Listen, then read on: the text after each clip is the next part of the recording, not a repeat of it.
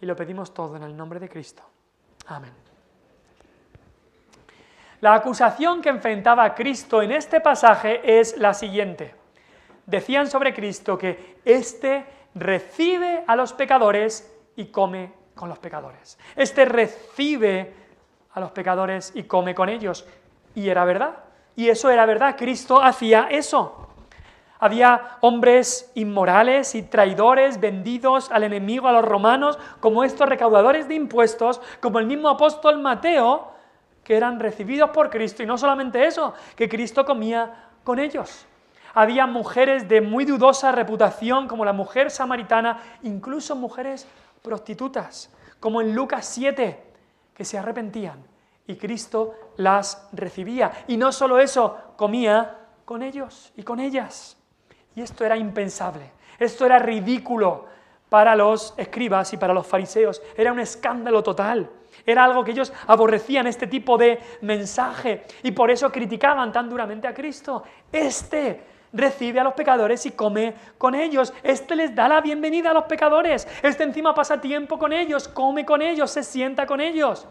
Así que lo que hace Cristo en este capítulo es que cuenta estas tres parábolas. Cuenta la parábola que vimos hace 2 semanas del pastor que busca a la oveja. Y no solamente la busca, sino que la encuentra y la trae de vuelta al redil y hace fiesta porque la oveja ha sido encontrada. Cuenta también la parábola de la mujer que se le pierde esta moneda, pero busca diligentemente y la encuentra y hace fiesta con sus amigas porque ha encontrado la moneda. Pero había más. Y Cristo cuenta esta tercera parábola que es superior a las otras dos. Es más, es mucho más larga que las otras dos, como podéis ver ahí. Es más completa y es mucho más aplicable a todos nosotros. Porque ahora ya no es un pastor y 100 ovejas. Muchos de nosotros nunca hemos tenido ovejas. Ya no es una mujer que tenía 10 monedas muy valiosas, que quizá tampoco sea el caso. Ahora es algo que todos conocemos. Un padre y 2 hijos. Así empieza la parábola. Un padre tenía 2 hijos. Y ese va a ser el título de nuestro mensaje y que seguramente se extienda hacia la semana que viene y quizá hacia la otra también. Un padre tenía 2 hijos. ¿Quién no comprende eso? ¿Quién no ve eso aplicable? Todos hemos vivido y cada persona en este mundo tiene un padre o ha tenido un padre. Y este padre, dice, tenía 2 hijos. Y estoy de acuerdo con algunos comentaristas del Nuevo Testamento de que quizás de todas las parábolas del Nuevo Testamento, esta quizás sea la más completa y la más instructiva. Ahora, mientras que en las otras 2 parábolas, Cristo, lo que les está diciendo a los fariseos y a los escribas, a estos que le acusaban, lo que les decía Cristo en las otras 2 parábolas era que Dios es amplio en perdonar, Dios les estaba mostrando ¿qué pastor no va a buscar a la oveja? ¿Qué mujer no buscaría esa moneda? Les está diciendo, por supuesto, que Dios es amplio en perdonar y quiere buscar esa oveja, quiere buscar a los perdidos. Dios se deleita en la misericordia. Eso es lo que les decía más que nada en las primeras 2 parábolas, pero en esta tercera y última parábola, Cristo recalca esto, recalca el amor de Dios, la misericordia de Dios, pero hay algo más. Porque la parábola no es solamente que el hijo perdido es encontrado, pero cuando vas del versículo 25 al 32, algo ocurre distinto que en las otras. Y es que tenemos la parte del hijo mayor. Lo que les está diciendo Cristo a estos escribas y fariseos en esta parábola es, sí, que Dios se deleita en perdonar a los pecadores arrepentidos, pero les dice, vosotros, escribas y fariseos, por vuestro orgullo, por vuestro egoísmo, por vuestros prejuicios, os estáis quedando fuera del perdón de Dios. Os estáis quedando fuera de la fiesta del Padre, porque no vais a entrar. Porque estos 3 personajes que hay en esta parábola, el Padre, el Hijo menor y el Hijo mayor, representan a las 3 tipos de personas que había allí en ese mismo día cuando Cristo estaba hablando. Primero estaba Cristo, que es el Padre el que representa en esta parábola a Cristo. Pero por otro lado estaba el hijo menor, que representa a esos publicanos, recaudadores de impuestos, ladrones, pecadores, que venían a Cristo. Pero por otro lado está el hijo mayor, que representa a esos escribas y fariseos religiosos que estaban también allí presentes. Así que Como hicimos también en las otras parábolas, creo que el título de simplemente la parábola del hijo pródigo no sea quizás el mejor título para esta parábola, aunque sea el título que aparezca ahí, pero sabemos que los títulos los pusieron los traductores, no están inspirados. Quizá un título bueno para esta parábola sería el amor del Padre. O quizá un título bueno para esta parábola sería los dos hijos perdidos, porque no es solo uno que estaba perdido. A los ojos de los judíos en ese tiempo decían, solo uno está perdido, pero Cristo muestra que los dos estaban perdidos, que los dos hijos estaban perdidos. Hay un segundo hijo que también estaban perdidos. ¿Y sabes qué? Estos dos hijos perdidos, de una manera clara, representan a las dos personas que había en la audiencia de Cristo. Los religiosos, estos fariseos y escribas, son el hijo mayor, y los publicanos y pecadores eran el hijo menor. Y también representa a los dos tipos de pecadores que hay en el mundo. En este mundo, hoy en día, hay pecadores religiosos y hay pecadores que no son religiosos. El hijo menor representa a aquellas personas que viven en libertinaje y el hijo mayor representa a las personas que viven en un legalismo. Cristo dijo que hay un solo camino que lleva a la perdición, pero es verdad que en ese camino espacioso que lleva a la perdición hay dos lados. Hay un lado limpio, un lado respetable en el camino que lleva a la perdición, y hay un lado sucio, un lado depravado en el camino a la perdición. Los hijos mayores de este mundo deciden que la conformidad moral es el camino que van a tomar. El hijo mayor aquí representa a aquellos que deciden en este mundo que van a intentar complacer, van a intentar ajustarse a una religión, se intentan conformar a lo que la sociedad considera correcto, a las tradiciones, y con orgullo defienden el honor de su familia, quieren ser considerados buenas personas por esta sociedad. Eso es lo que representa el hijo mayor. Por otro lado, los hijos menores de este mundo, lo que se representa a los hijos menores, deciden que lo que ellos van a basar su vida es el autodescubrimiento. Es decir, quieren realizarse, quieren descubrirse a sí mismos, quieren ser totalmente independientes, no hacen caso a normas, ni a leyes, ni a religiones, no dependen de nadie, hacen y siguen lo que su corazón les dicta, creen que cada persona debe perseguir sus sueños, sus ambiciones hasta el final para realizarse como persona. Y hoy en día, en este mundo, hay pecadores de los dos tipos. A veces se mezclan, pero hay pecadores de los dos tipos. Las personas que toman el camino del hijo menor dicen, yo soy el único que puede decidir lo que está bien o mal para mí. Yo soy el único que lo va a decidir.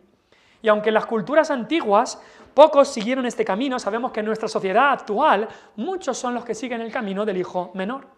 Ahora, las personas que toman el camino del hijo mayor dicen, no voy a hacer tanto lo que quiero, sino lo que quiero es cumplir las tradiciones y hacer lo que la gente que me rodea quiere que haga. Y eso es lo que hacen los hijos mayores, o los que representan este hijo mayor. Pero al final, los dos hijos están perdidos. Los dos viven en esclavitud, los dos viven en el pecado. Uno es esclavo de los placeres sensuales, el otro es esclavo de su orgullo, de su reputación, de sus temores. Pero los dos son esclavos al pecado. Los dos necesitan ser perdonados por Cristo. Y es que en la parábola que hemos leído hay algo muy interesante, porque de estos dos que están perdidos, que representan a las dos audiencias que tenía ahí Cristo, que representan a todos los pecadores de toda la historia, de estos dos, al final de la historia, el que se queda fuera no es el del libertinaje, el que se queda fuera es el religioso. Y eso es lo que Cristo quería hacerle ver a estos fariseos y escribas, que su percepción de buenas obras, su percepción de ser religiosos, su percepción de orgullo, les estaba dejando fuera de la gloria de Dios, fuera del amor del Padre, fuera del perdón. Así que era algo importante que ellos debían hacer. Vamos a empezar este texto. Vamos a empezar este texto y vamos a ir al capítulo 15. Y vamos a ir al versículo 11.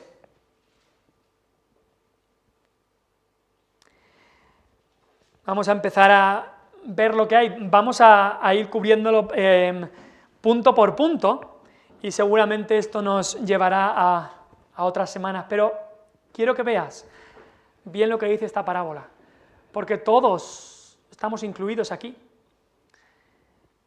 Y si aún no tienes a Cristo como tu Salvador, si aún no estás en la casa del Padre, si aún no has recibido a Jesús como el Señor y Salvador de tus pecados, debes venir.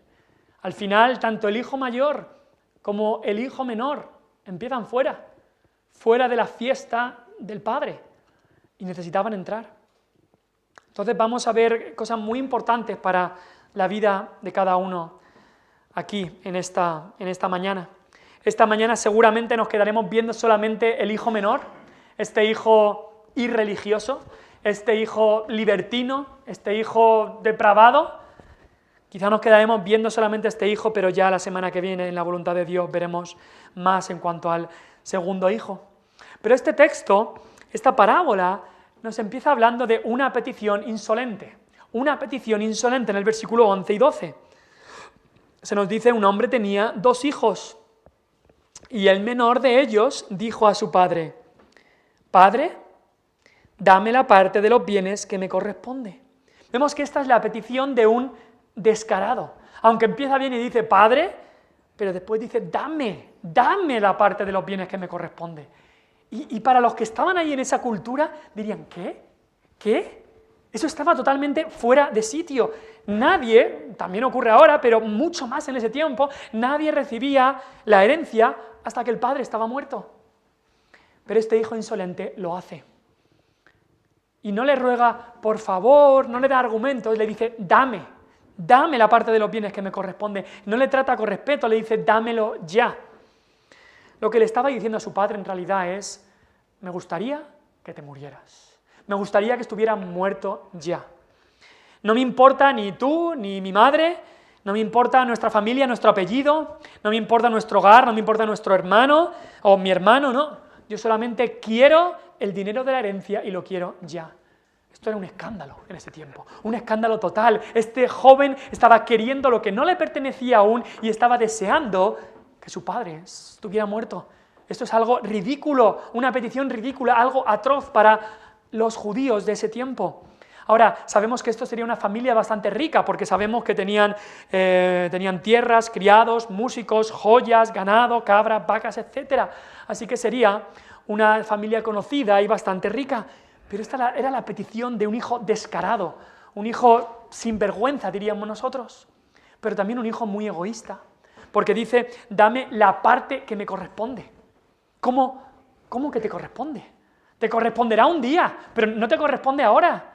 No es tuyo. Él no había trabajado por esas cosas. Se le daría cuando el padre muriera y gracias, debería decir.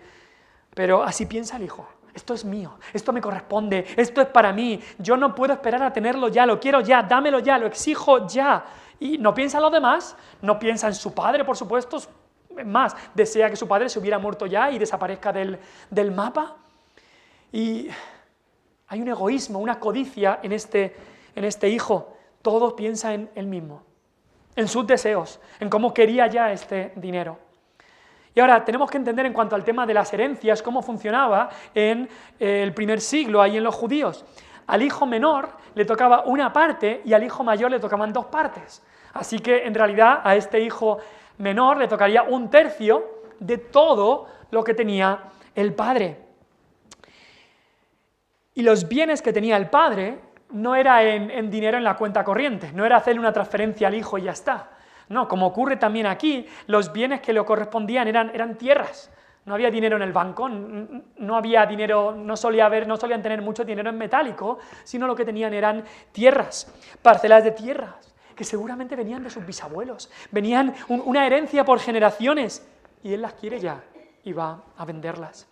Y yo creo que aquí en la España más rural, en los pueblos, podemos entender más lo que también eso dolía al padre, el perder la herencia familiar que se ha trasladado de generación a generación, pero a ese hijo insolente es que ni le importa eso, No le importa todo eso, él quiere el dinero ya, para disfrutar. Y si eso ocurre ahora, de que a muchos padres les dé mucha pena que sus hijos vayan a vender todas las herencias de la familia, ¿cuánto más en esa Judea del primer siglo? Esto era romper con toda la familia, esto era romper con lo que significaba ser hijo de este hombre. En el primer siglo, por supuesto, esos sentimientos eran más grandes, no era que las tierras les pertenecían, es que ellos pertenecían a esas tierras. Eran tierras que quizás habían tenido en esa familia por muchos años, por cientos de años, y ahora este hijo lo va a vender todo y se va a ir. Ahora, lo normal en estos casos es que ante un hijo así de desvergonzado, sinvergüenza, insolente, los escribas y fariseos esperarían que en esta historia lo que Jesús iba a decir es que el padre entonces le dio una bofetada bien grande al hijo, o el padre le recriminó esa petición insolente. El padre castigó al hijo por la insolencia y la sinvergonzonería de preguntarle y de pedirle algo así, que el padre le dio un castigo ejemplar para que todos sepan de que eso no se debe hacer. Pero no, aquí ocurre justo lo contrario. Dice Jesús entonces, versículo 12, el final, y les repartió los bienes. ¿Cómo? ¿Cómo esto? En la mente de los escribas y de los judíos esto era un escándalo. Si ya lo que había hecho el hijo, esa petición, era ridícula, lo que hace el padre es más ridículo aún. ¿Que les da todo? ¿Qué padre en su juicio cabal haría eso? El padre, según ellos, debería haber actuado para preservar su honor. Este hijo que me quiere deshonrar, pero el padre no hace eso. El padre no preserva su honor en ese momento. Y esto es impensable para los judíos. Incluso tienes que entender lo que esto conllevaba para el padre.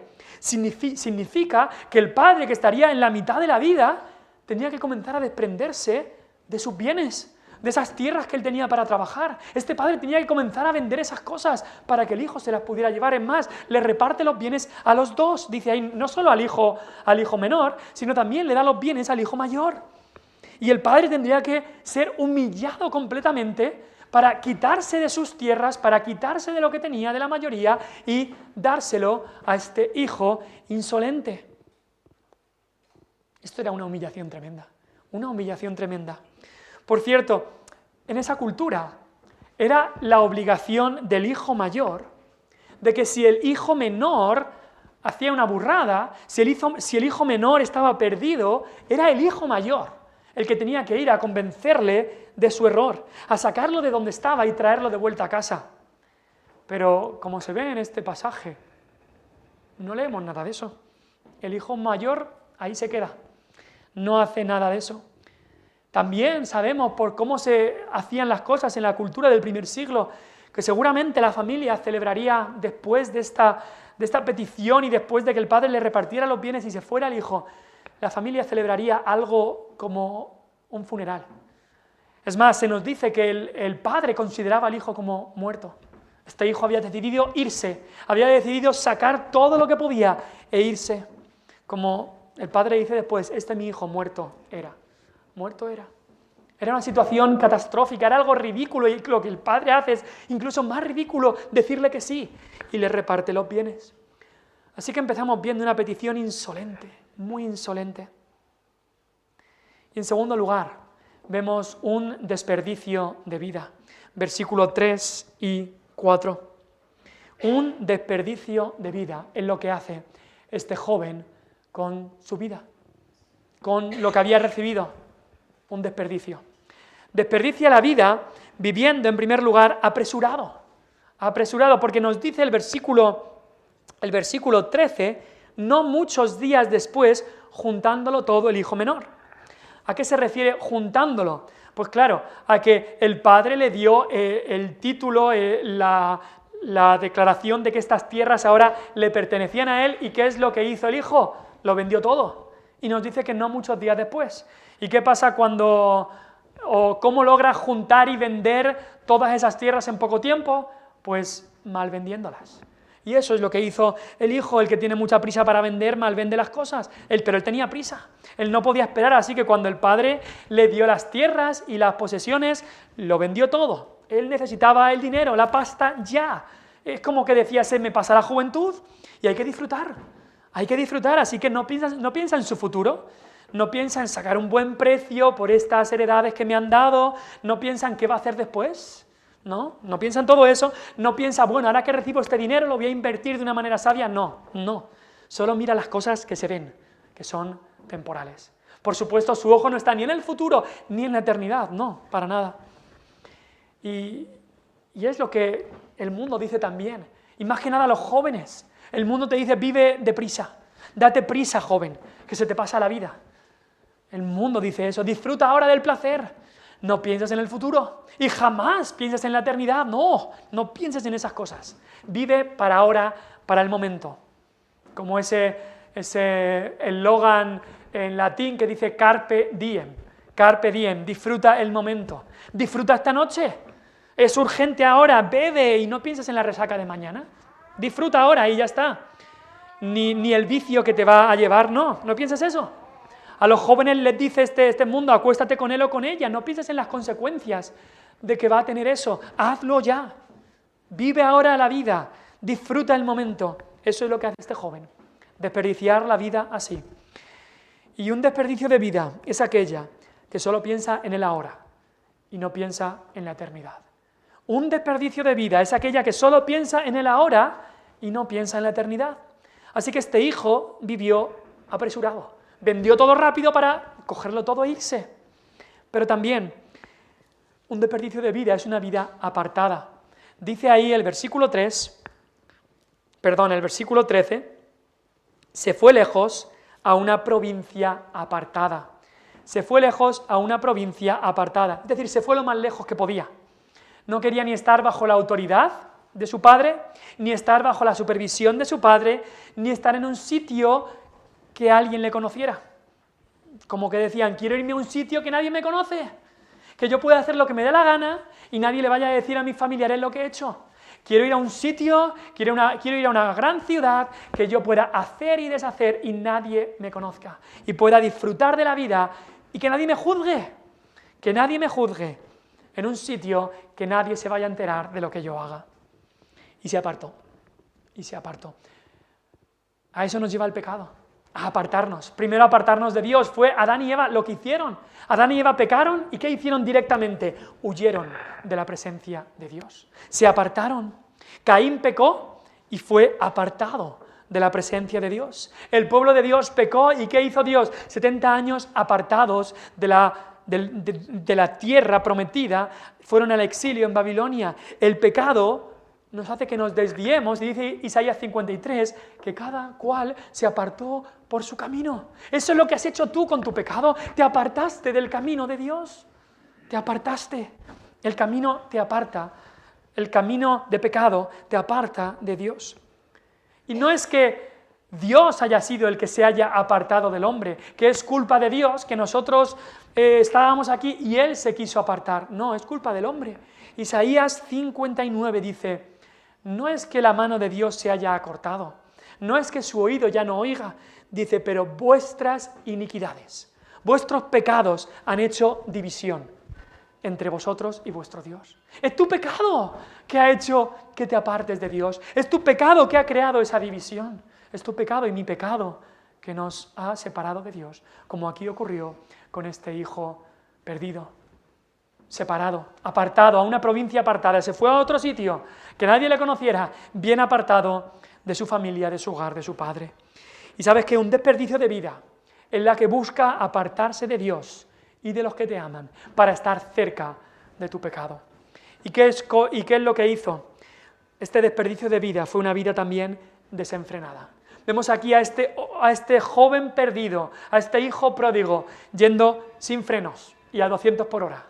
Sin frenos y a 200 por hora. Nos dice ahí que allí, versículo 13, allí desperdició sus bienes, viviendo perdidamente. Son palabras que le rompen el corazón a cualquier padre que pueda pensar que su hijo haga esto. desperdició sus bienes viviendo perdidamente. Es más, la palabra perdidamente es de donde sacamos la palabra pródigo. Esa palabra perdidamente dice o habla de una vida depravada, disoluta, en libertinaje, viciosa, desordenada, inmoral. Eso es lo que significa la palabra perdidamente. Así vivió este joven. Ese es el estilo de vida que quería, dar rienda suelta, sin frenos, rienda suelta a las pasiones, sin los frenos de la religión. ¡Ah! ¡Qué aburrido es eso de la religión! Sin los frenos de mi padre y de mi madre, sin los frenos de un hermano legalista que tengo ahí, sin los frenos de los familiares que me puedan decir algo, sin frenos. Así es como quiero vivir. Quiero lujos sin frenos, quiero banquete sin frenos, lo que me apetezca comer y lo como a todas horas y cuando quiera. Quiero fiestas sin freno, música sin freno, amigos sin freno, juegos, borracheras. Quiero mujeres sin freno y sexo libre sin freno. Y es posible que sea cierto lo que leemos que dijo su hermano mayor en el versículo 30, que se había gastado la herencia familiar en prostitutas.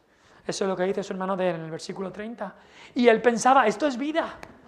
Esto es vida, pero no lo era, no lo era. Es más, era justo lo contrario de vida, era un desperdicio de la vida, era malgastar la vida, desperdiciar su vida.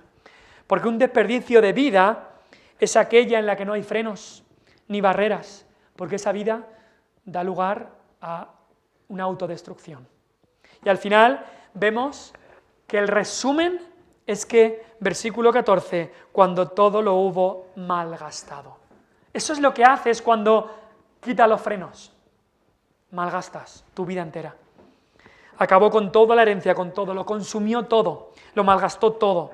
Lo que su padre y su abuelo y su bisabuelo habían trabajado para tener esta herencia familiar, se lo cargó todo en poco tiempo. Lo malgastó todo. Lo anunció ya Salomón en Eclesiastés. Dice, Eclesiastés habla mucho de todo lo que había visto Salomón, y una de las cosas que vio Salomón en este mundo es que un pecador destruye mucho bien. ¿Cuánto cuesta ganar todo esto? Y en poco tiempo se lo ha cargado todo, lo ha consumido todo. ¿Cuántas veces hemos escuchado historias parecidas? Seguro que has escuchado historias parecidas. Historias que nos rompen el corazón. Historias que ocurren en este mundo. En este mundo, gente trabajadora, gente que ha trabajado para ganarse un futuro, y llega un hijo insensato como este, y el hijo se carga toda la herencia, el hijo lo consume todo, y en nada este hijo está en la desdicha otra vez, y lo desperdicia todo y lo malgasta todo. Pero no solamente eso, ¿cuántas veces lo escuchamos en la iglesia? Qué difícil es para un padre tener que vivir esto en sus propias carnes. Y es que la vida sin Cristo es un desperdicio. La vida sin Cristo es un desperdicio, es malgastarlo todo, es un desperdicio total. Dios te ha dado tantas cosas, piénsalo. Dios te da hoy la salud, Dios te da comida para comer, Dios te da juventud a los que sois jóvenes, Dios te da fuerzas a los que tenéis las fuerzas para venir hoy aquí, Dios te ha dado el Evangelio, Dios te ha dado gente que te ama, Dios te da una iglesia que predica el Evangelio, y si rechazas a Cristo, lo estás malgastando, estás desperdiciando todo eso que Dios te ha dado. Eso es lo que hizo este joven, una vida desperdiciada, un desperdicio de vida. Y en tercer lugar, vamos al versículo 14 y 16, y vemos que él estaba en una situación miserable. Versículo 14 al 16, una situación totalmente miserable, una situación que lo ves y es que dices, por un lado dices, es que es normal, pero por otro lado dices, cuánta miseria, cuánta miseria. Esta situación tan miserable era una situación de crisis. Nos dice ahí, versículo 14, que vino una gran hambre en aquella provincia. Todo lo que había pasado hasta entonces, todo este mal que este joven había hecho, incluso que lo había malgastado todo era culpa suya. Pero ahora viene un factor que él no controlaba. Un factor que él no controlaba. Y llega una gran hambre, quizá una sequía, y llega una gran hambre a esa provincia, a ese lugar donde él estaba. Él pensaba que entregarse al pecado iba a ser, todo iba a ir bien. El pecado te promete grandes cosas. y pensaba que todo iba a ir bien, pero el pecado es un amo muy duro. Es un amo que no da, es un amo que no recompensa, y mira en lo que se queda este joven. El pecado es un amo que te promete muchas cosas y luego no te las da. Y llega una gran crisis, una gran sequía. Pero vamos a ver que es a través de esto, a través de esta gran situación miserable en la que este joven llegará al arrepentimiento. Ahora, estaba pensando en este texto. Me preguntaba cuál sería la oración del Padre. Estamos seguros por la reacción del Padre después de que este Padre estaría orando por su Hijo. ¿Cuál sería la oración de este Padre amoroso? Quizá fue el Padre que oró para que una gran crisis llegara a la vida de este joven. No lo sabemos, pero a veces es correcto. A veces es correcto que como cristianos oremos para que Dios envíe grandes crisis, porque a través de las crisis las almas perdidas vuelven los ojos a Dios. Muchas veces ocurre eso. En el libro de Primera de Reyes encontramos que el profeta Elías, Dios le dijo que como juicio a su país iba a traer una gran sequía. ¿Os acordáis de esta gran sequía que hubo 3 años y medio? Y fue un juicio por este rey malvado Acab y su mujer Jezabel. 3 años y medio de sequía. Y mucha gente incluso murió en esta sequía. Pero en Santiago nos dice un detalle sobre esta gran crisis que llegó al reino de Israel, que pienso que nos debería hacer pensar. En Santiago 5:17 nos dice: Elías era hombre sujeto a pasiones semejantes a las nuestras, y escucha, y oró fervientemente para que no lloviese, y no llovió sobre la tierra por 3 años y 6 meses. Eso no se nos dice en Reyes, que él orara para que no lloviese, pero nos dice que Elías oró para que esta crisis llegara. Porque a través de la crisis las almas pondrían sus ojos en Dios. Y Dios le dice a él, después de la crisis, que había 7.000 almas que no habían doblado sus rodillas delante de Baal. Es a través de los momentos de crisis en los que muchas personas levantan los ojos al cielo. Y sin esos momentos de crisis nunca hubieran mirado al cielo. Y tú lo puedes ver en tu propia vida, seguro.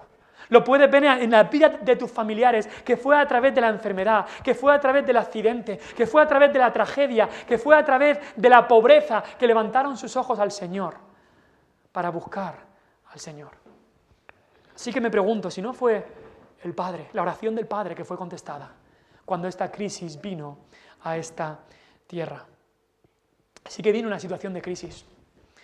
La semana pasada tuvimos un tiempo de respuestas y preguntas entre los jóvenes, y muchas preguntas hicieron los jóvenes y fuimos contestando algunas.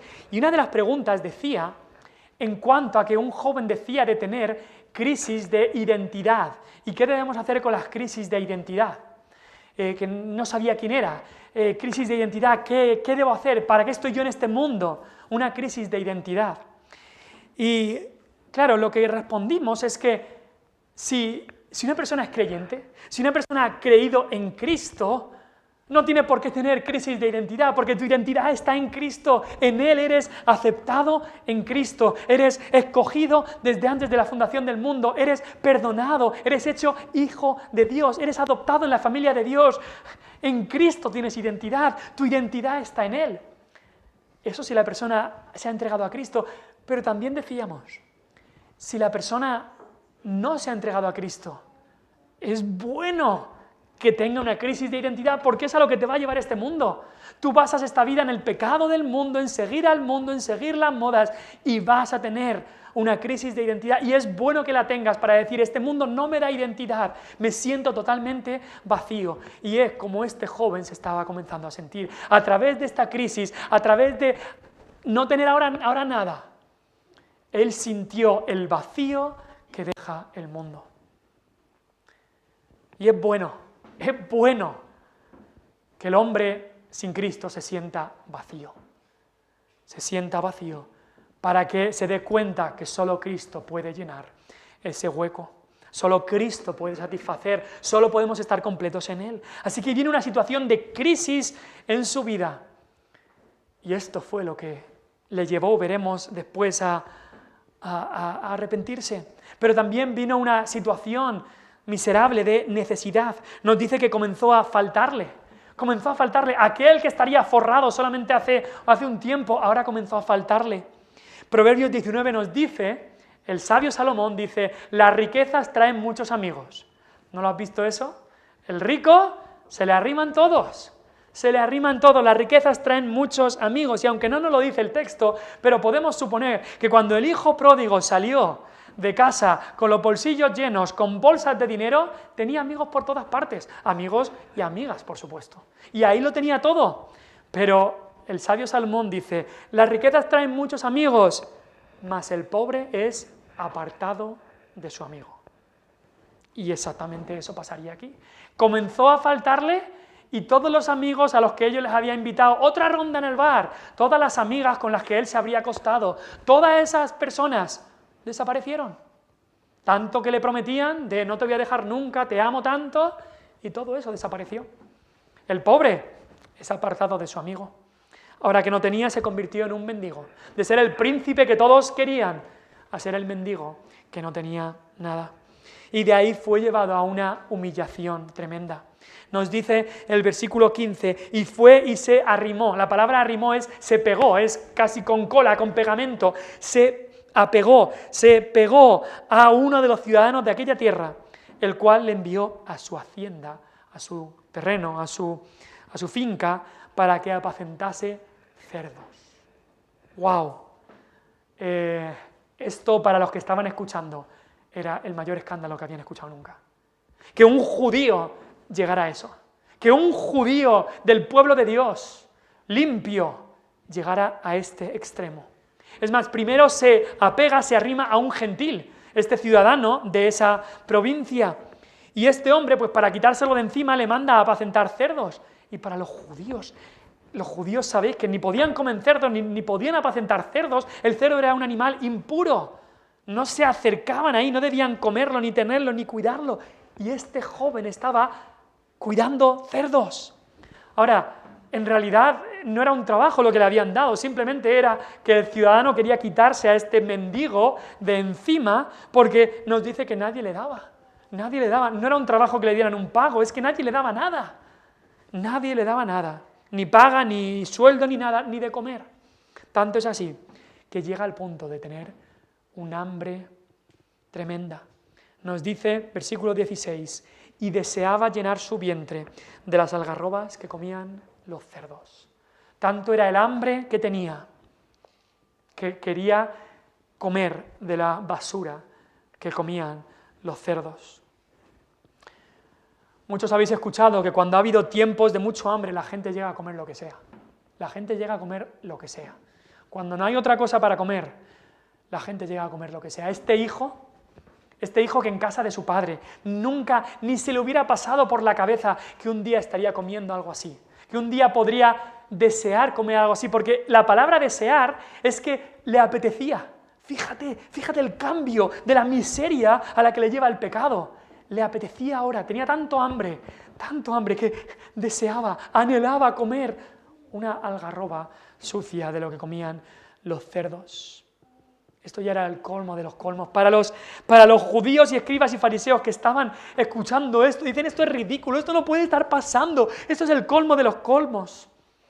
Ahora, llevándolo un poco más para casa, quizá la situación en la que tú vives o has vivido no sea tan drástica o tan sucia o desesperada de pobreza, pero te aseguro, el pecado te llevará a la miseria. El pecado te llevará a la miseria. He dicho en otras ocasiones este dicho, pero recuérdalo. El pecado te llevará más lejos de lo que pensabas llegar. El pecado te costará más caro de lo que pensabas pagar. Y el pecado te mantendrá allí más tiempo del que pensabas estar. Recuérdalo.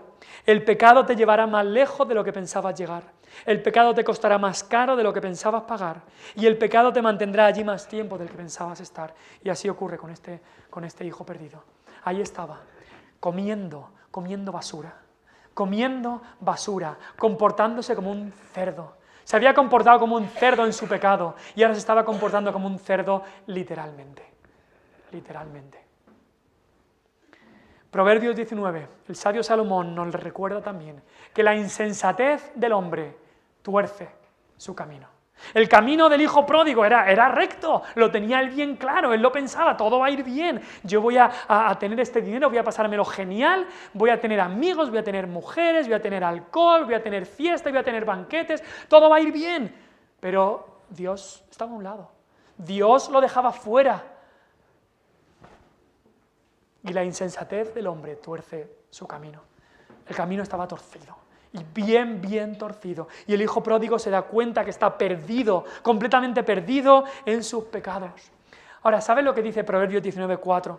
Dice, la insensatez del hombre tuerce su camino.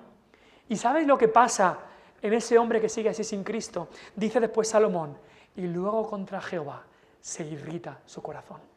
Eso es lo que pasa en la vida de pecadores sin Cristo. La vida de pecado les lleva a miseria, ¿y a quién le echan la culpa de esa miseria? A Dios. Dios tiene la culpa de que yo esté aquí con los cerdos. Dios tiene la culpa de todo lo que me ha pasado. Dios tiene la culpa de que mis amigos me hayan traicionado y no me den nada después de yo haberles ayudado. Dios tiene la culpa de todo. Y te aseguro de que si tú estás sin Cristo y has vivido cosas así, habrás echado también la culpa a Dios de lo que te ha pasado. Pero por la misericordia de Dios, eso no es lo que pasó en esta historia. Por la misericordia de Dios, nos dice el versículo 17. Veamos aquí un arrepentimiento genuino. Un arrepentimiento genuino. Dice el versículo, y volviendo en sí.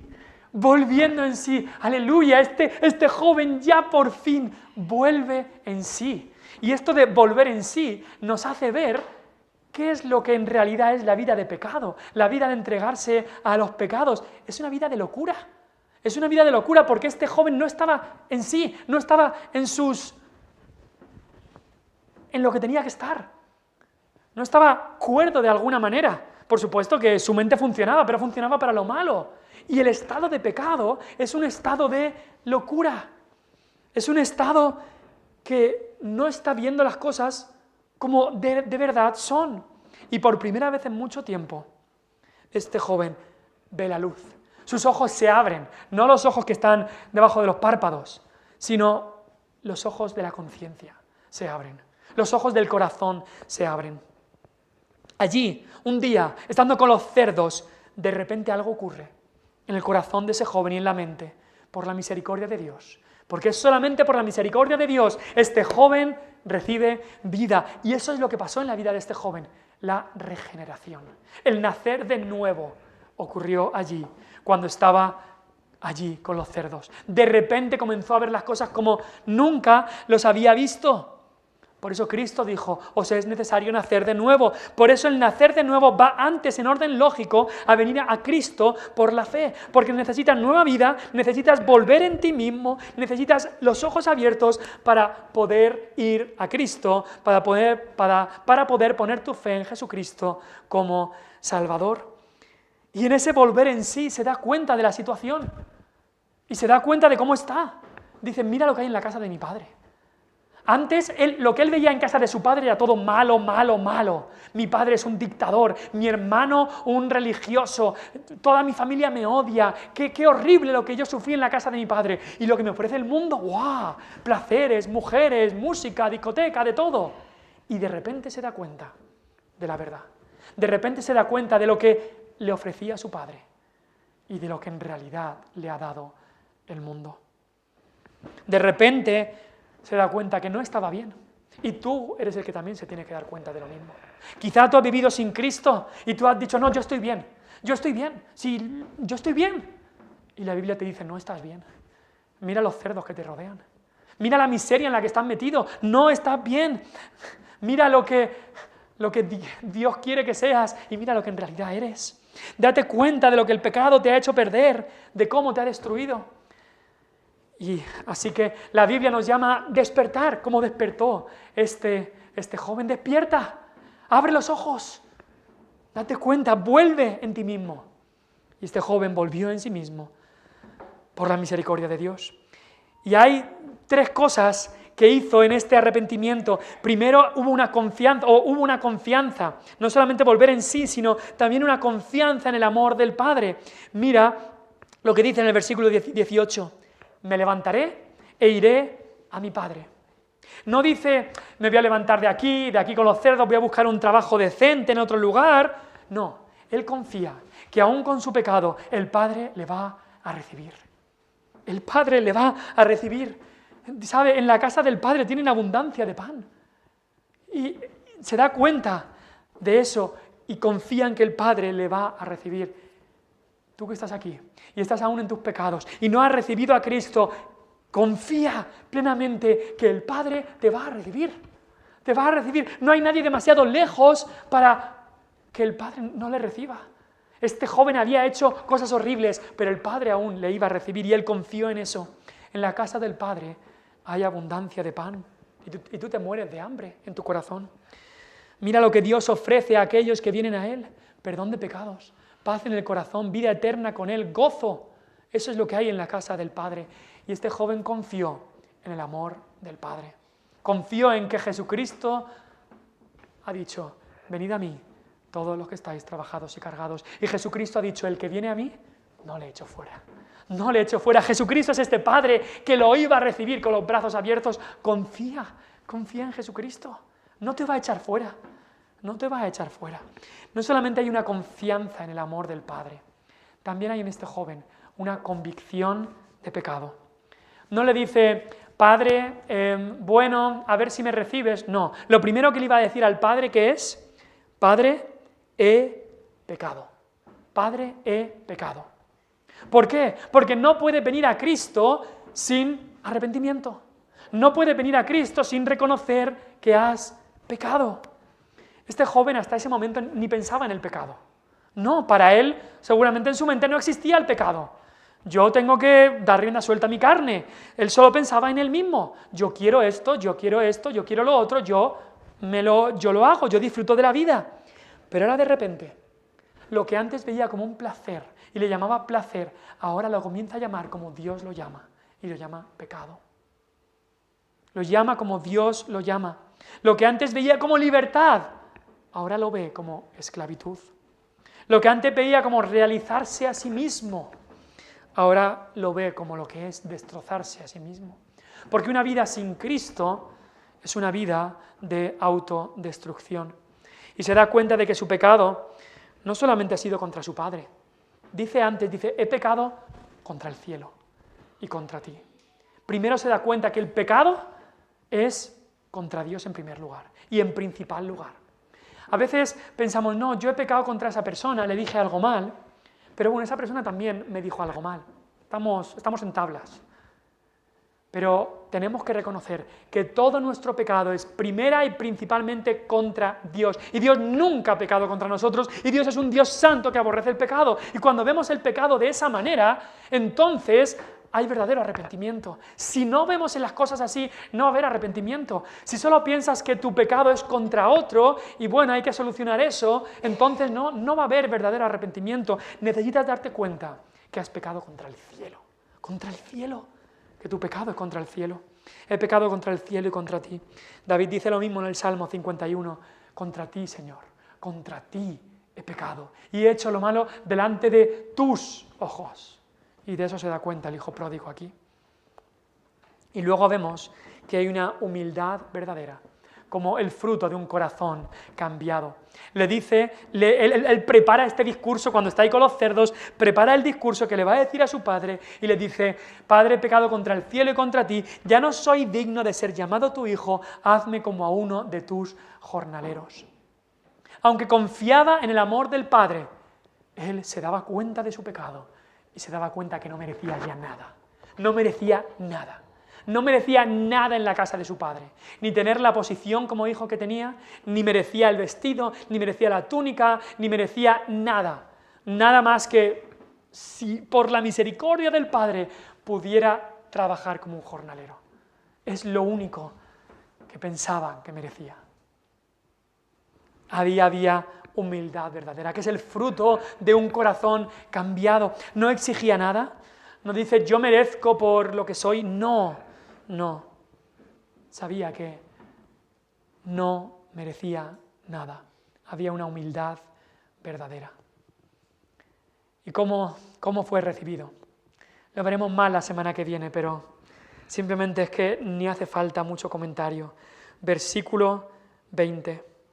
Y levantándose, vino a su padre. Y cuando aún estaba lejos, mira este padre, lo amoroso que es, lo vio su padre y fue movido a misericordia y corrió y se echó sobre su cuello y le besó.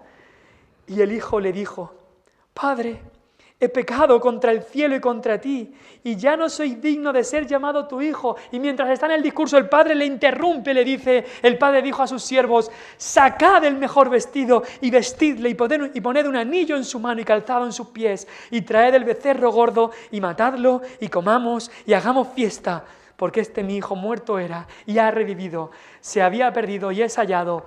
Y comenzaron a regocijarse. Ese es el amor del Padre. Ese es el amor del Padre que te está esperando a ti, si estás sin Cristo. Ese es el amor del Padre, un amor inmerecido, una gracia sublime, como de la que vamos a cantar ahora. Ese es el amor del Padre, que está dispuesto a recibir a pecadores arrepentidos. ¿Eres tú uno de ellos? Ven a Cristo, y en Él alcanzarás salvación. Nadie está demasiado lejos. Nadie está demasiado lejos para recibir el amor del Padre. Ven a Cristo. Él murió por ti.